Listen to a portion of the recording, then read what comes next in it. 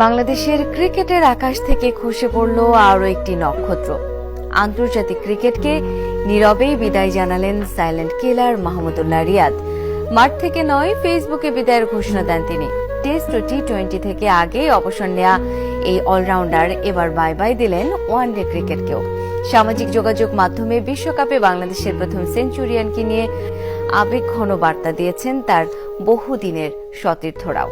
এরই মাধ্যমে শেষ হল 50 ওভারের ফরম্যাটে পঞ্চপাণ্ডবের অধ্যায়।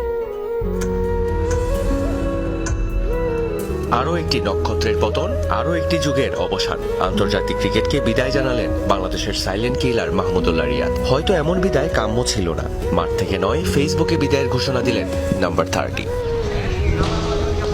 পার্শ্ব চরিত্রে থাকা মানুষের অবদান ঢাকা পড়ে যায় কুয়াশার চাদরে। 22 গজের জীবন সিনেমায় সবসময় পার্শ্ব চরিত্রে থাকাদের একজন মাহমুদুল্লাহ রিয়াদ সবসময় থেকেছেন আড়ালে। তামিম সাকিবদের পাশাপাশি উঠতি তরুণদের ভিড়ে সবাই ভুলতেই বসেছিল এটাই ছিল রিয়াদের শেষ চ্যাম্পিয়ন্স ট্রফি। সময় যে হয়েছে সজোরে হাঁকানো তলোয়ারটা তুলে রাখার। শেষমেশ তুলেই রেখে দিলেন সকল সমালোচনার জবাব দেওয়ার ব্যাগটি। সামাজিক যোগাযোগ মাধ্যমে বিশ্বকাপে দেশের প্রথম সেঞ্চুরিয়ানকে নিয়ে আবেগঘন বার্তা দিয়েছেন তার সতীর্থরা। রিয়াদের এই বিদায় মাশরাফিকে মনে করিয়ে দিয়েছে কার্ডিফ ও অ্যাডিলেইডের সেই সেঞ্চুরির কথা। নড়াইল এক্সপ্রেস সাইলেন্ট কিলারকে শুভকামনা জানিয়েছেন ঘরোয়া ক্রিকেটের জন্য। রিয়াদের সাথে 22 গজ শেয়ার করাটাকে সম্মানের ও গর্বের হিসেবে দেখছেন বাংলাদেশ ক্রিকেটের পোস্টার বয় সাকিব আল হাসান। বড়